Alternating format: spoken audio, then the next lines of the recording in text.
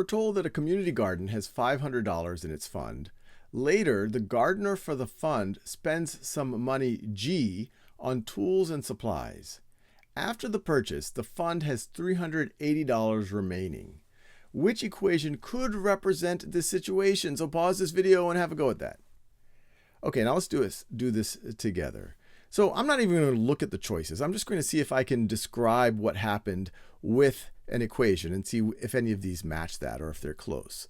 So they start with $500 in their fund. So I'll write 500 right over here. Then the gardener for the fund spends G. So we'll subtract G from that. After the purchase, the fund has $380 remaining. So we started with $500, we subtracted G dollars, and then we're left with $380. So this would be my equation. Let's see if any of these have it described the exact same way. So choice A is not what this says somehow we have a negative $500 and we're adding G. And I could multiply both sides of this equation by -1. And the left side would look like this, but then the right side would be negative 380. So I do not like this one.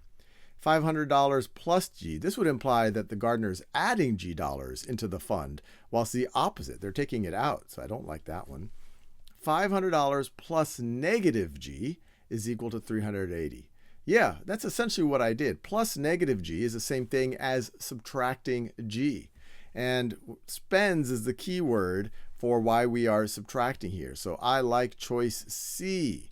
Now, last but not least, when we look at choice D, $380 plus negative G is equal to 500. It would be true if we were to manipulate this equation right over here, that if we added G to both sides, we would get $380 plus positive G is equal to 500, but not plus negative G. So I don't like that choice either.